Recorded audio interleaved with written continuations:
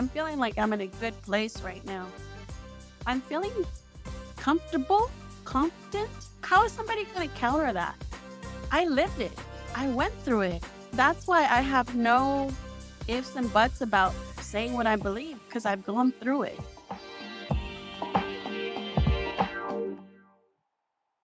In the few years that I've known you, Martha, I think that is the mantra that I have taken from you is don't overthink anything, especially when it comes to helping other people.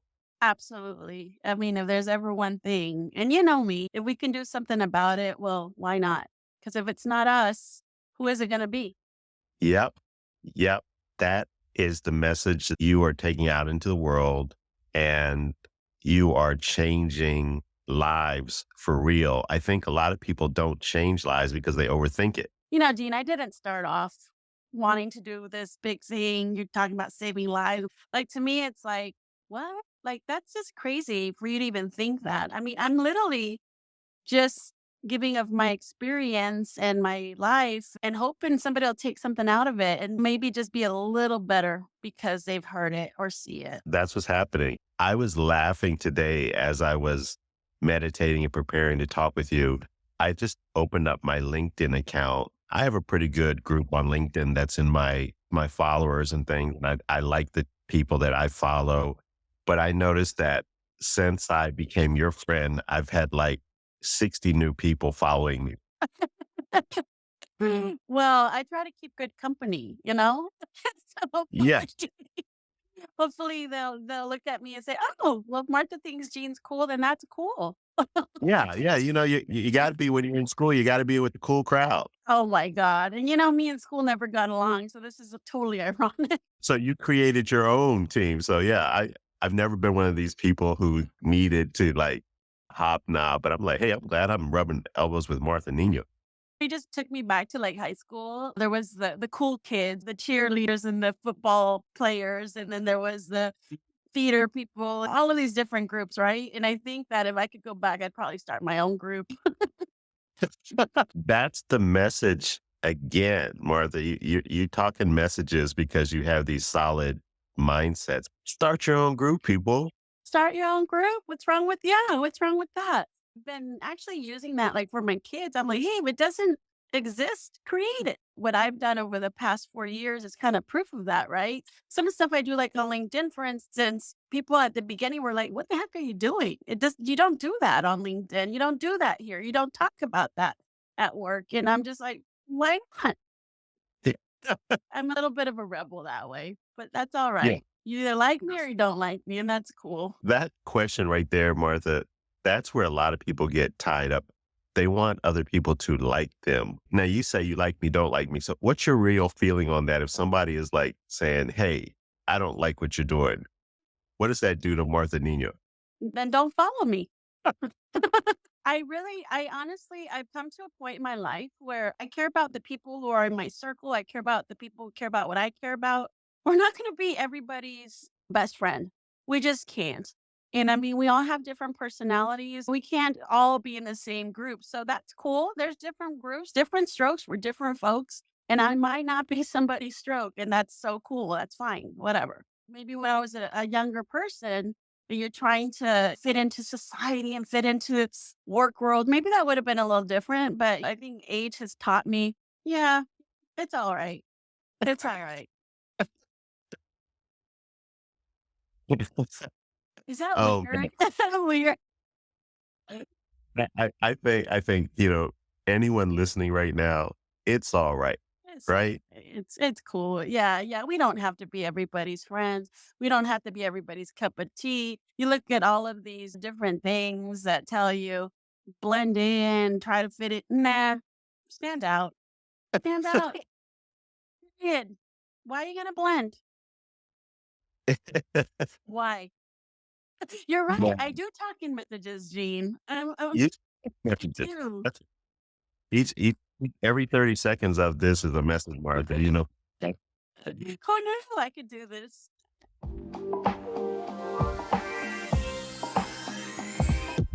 People I've loved the most actually have not understood how I would think. And at a point, I think in my life, I used to think, well, maybe I am kind of thinking like I'm not supposed to. So I would hold back a lot of these messages or thoughts, or I look at things a little differently. And I think we all do, but we just don't say it. And the moment that I started just accepting that that's just how I think, how I communicate, I would say when I opened up to the world opened up to me. And I got a little bit of this from you too, knowing you these years. I want to share these lessons learned by people because so many people dim their shine to make other people feel comfortable. And then they live this existence that's in the dark, right? Yeah. Yeah. And, just to get really vulnerable, I mean, I've been in the dark and I felt very small in the past too. So I've been there. I get it. I get it. But how beautiful it is to not feel that, to feel the opposite of that. We don't have to be little. We don't have to be dim. We can be big and we can be bright. I always say the sun shines out all by itself and it's all right. But seriously, I really think that we do dim our lights. The best philosophers, the best things out there have been done all by themselves and with everybody countering them. And they did it anyways. And I kind of feel a little bit of that is happening in my world.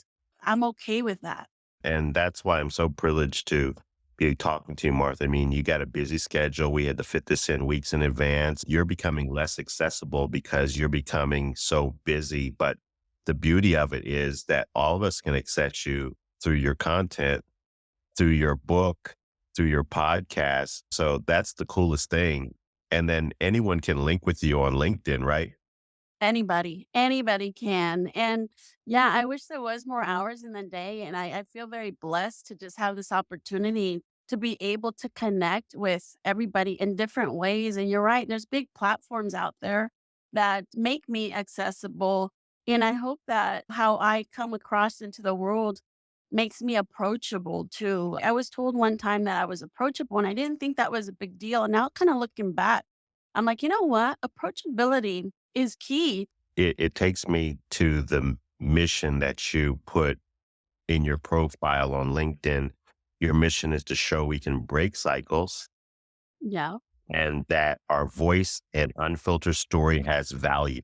Yeah, I'm glad you brought that up. So, the whole breaking cycles thing is something that actually I just realized is so important to own. I feel like LinkedIn should have a badge that said, I am a cycle breaker of maybe being in the same type of jobs that your predecessors were. Maybe you're now not in poverty because you entered a job that is going to pay you enough to help the future generations that follow you.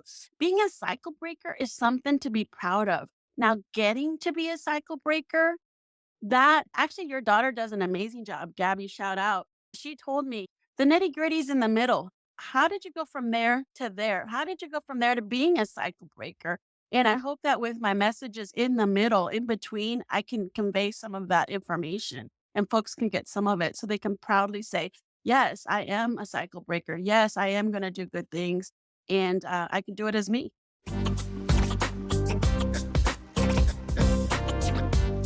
That reminds me of your visit to Utah and all the young people who were inspired by you when you went and joined with Elena Balasa at that conference for STEM girls. All girls. So Yeah. amazing. And Elena, shout out to Elena. She is from Romania. I'm from Mexico and I grew up here in the United States. And one of the beautiful things of people like Elena was her appreciation for what she has in front of her. She reflected back on her life in Romania, and we are not that different when it comes down to it. She and I ended up having a glass of wine at the end of the evening, had ice cream, and it was just such a beautiful connection. This was a STEM conference. I've never considered myself STEM material, to tell you the truth. I've always kind of been a little bit, I don't know, a little rough around the edges, but I am in a STEM field. So maybe I am a little STEMish. And so I'm there talking to all these girls. There's only a handful of Latinas. It was not a Latina story. This was a story like in Utah about being a girl, about being a woman. about being the first in your gender to do something amazing. The story of overcoming fits the world. The story of Elena's overcoming and doing amazing things in Utah is a worldwide message. So whether it's Utah or we take it to India, we go to Australia, wherever we're going next, bring it on. I love the headline. Martha Niño visits India. Wherever. I would love to do that. That's on my, yeah, I would love to be there. It would be amazing to take a story of poverty from the Silicon Valley and take it to India. For anybody from India listening, give me a call. I'm ready. I'm ready. And hey, who knows? Maybe I can bring my book there too. I don't know why I'm in this position in my life, but here I am. And I've been given this opportunity to gone through so many negative things, Gene, and overcoming them. And I can confidently now go anywhere where people need overcoming and talk about ways of doing that. The negative or the hard is tough for anybody. Some people can't see the light due to various circumstances, sometimes out of their own control. What words of encouragement do you have for them? I'm not painting anyone in a negative way. It happens to us sometimes. We can't get out. I just did a post this morning, actually, a little bit about that. One of the negative things that happened to me where I felt like I was in a dark place, it was actually getting kicked out of school. I got kicked out of high school. And at the time, I was like, wow, people think I'm a loser. I was living in poverty with my family. I had to work. My father was dying. Like all of these things were actually happening. At the time, it felt like, oh, God, this is how am I going to get out of this? And getting over all of that, I can say that everything is always temporary, but you need to fight through it. I needed to be kicked out of school. I needed to be replanted. I needed to grow with words of encouragement. I needed to work hard in order to overcome. Hang in there. Your bad might actually be somebody's good one day. Watch. Yeah, that resonates so much. You just made like a whole bunch of visions go through my mind. I'm a storyteller. What can I say? Who knew? Who knew? I love talking about this stuff. I'm feeling like I'm in a good place right now. I'm feeling comfortable, confident. How is somebody going to counter that? I lived it. I went through it. That's why I have no ifs and buts about saying what I believe because I've gone through it.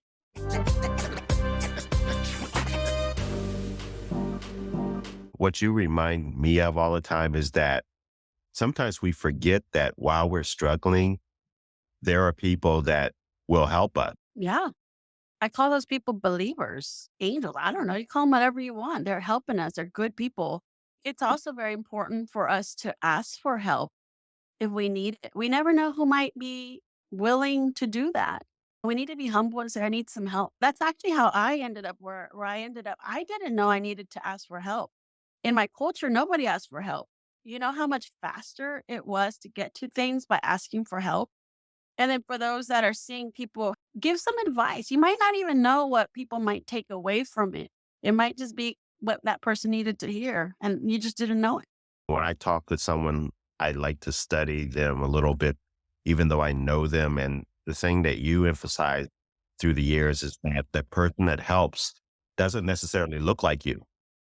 Zero. Yeah, no. I would say almost everybody who helped me out growing up did not look like me because the help that I needed came from people who looked different. They were doing different things. I mean, the people who looked like me were doing, I'll just tell you, I mean, example of jobs, babysitting, construction, picking strawberries.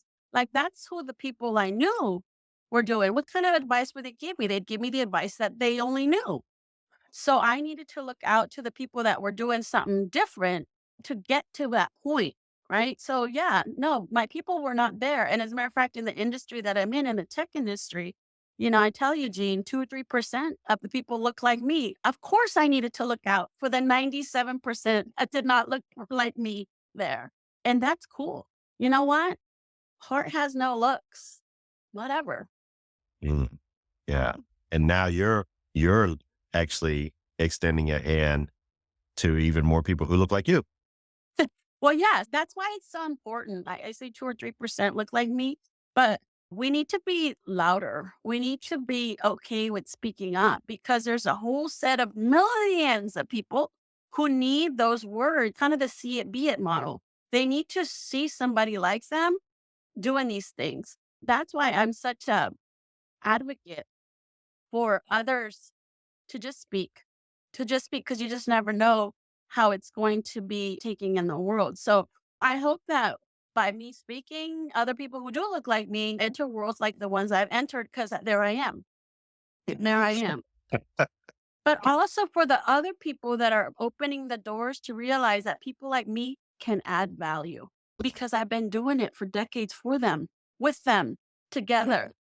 And that's cool too. And we don't need to have the same backgrounds that they did. As a matter of fact, maybe our different backgrounds are what adds kind of creativity to the work efforts we're all trying to do.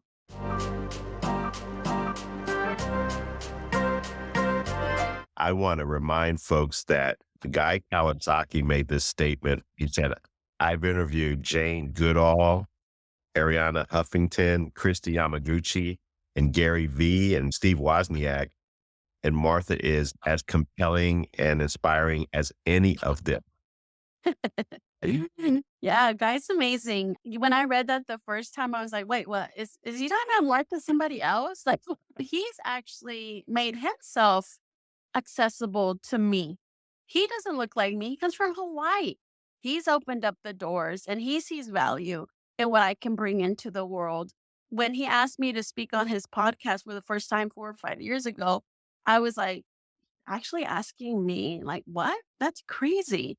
So it is important for other people, especially those that in kind of higher positions, to look at the shine in somebody else. So shout out to Guy for doing that for me. And he included me in his book, by the way, this last book he just launched. That was amazing too. My mom is in there too. He has people like me that he's seeing have value to this world. And that's pretty damn cool. I'm glad you reminded me of that, because I didn't know how cool that was till you just said it. Right.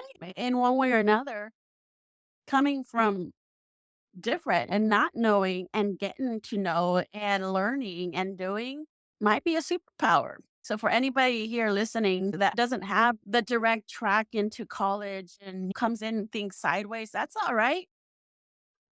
That's all right. I literally, like, one of my favorite types of movies are like stories of underdogs, right? Underdogs, the people nobody thinks are going to do anything. Well, I mean, I told you long ago the Martha Niño movie is like coming. Well, wouldn't that be cool? Yeah. We're So ready. We're ready. Who's going to play me? Let's see. J-Lo. I don't know.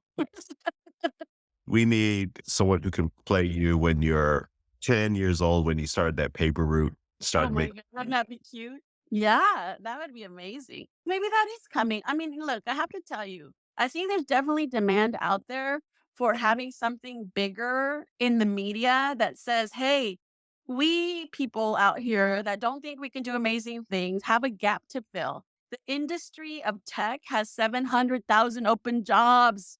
Open. Why not the underdogs? Why not people that might not think? Why not us? Why not? Yep. Yep. You just touched a nerve, Martha. What is going on? The tech industry has all these jobs open, but they're like shedding people that are super qualified left and right. What's your take as a people person and as a visionary? The gap that needs to be filled needs to be clearer to folks. What are the exact requirements of these jobs we're trying to fill? Not what kind of schooling, what do you need to do? And let's go out there and teach that so that we can start closing the gap and maybe teach it in communities that are so hungry to break the cycle of poverty that will do anything, including learning all of this stuff and start filling those jobs with those people. And then I also think that maybe some of the people applying might not think these jobs are for them either. So look at me. I entered tech not knowing tech at all. You learn these kinds of things. If there's ever an industry where I think you can go in at it and just kind of adapt, it is technology. So let's expose people in those communities, in those hungry communities, to these things. Let's teach it. Who knows? Maybe we are ready to fill that. It reminds me of the time, I mean, when the internet was like taking flight for the average person, like in the early 90s, mid 90s. And it produced a lot of employment once it got going. And the same now with the technology of today. I think there's so many things that are about to happen if we just open our minds to change.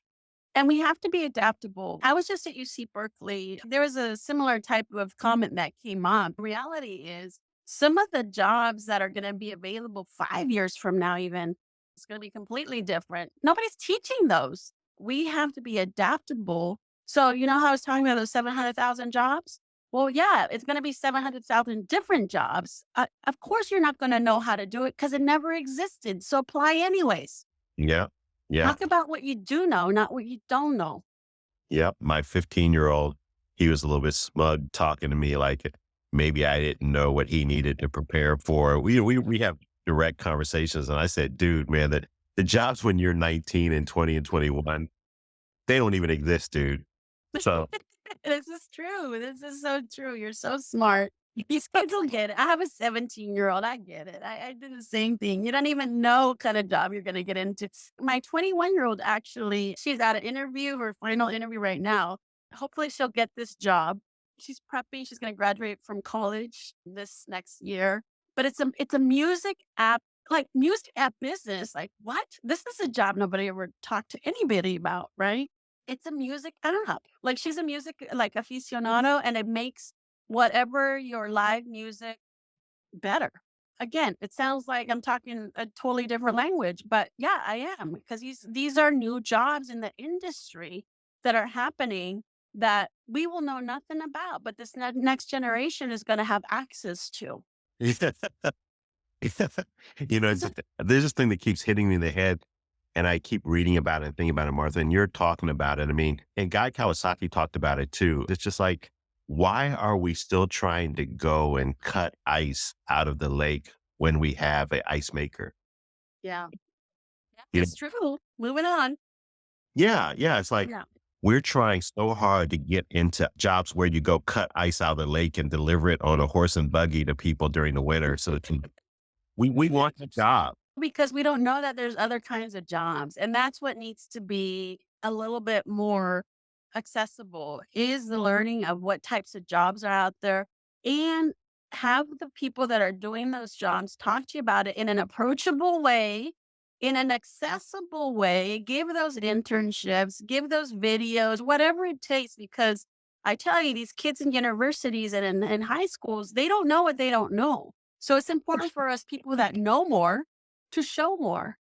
Yes. When you take someone who is creative and open minded, sometimes you just opening the door a crack and explaining things that they don't know, then they swing it wide open. They can see more than you.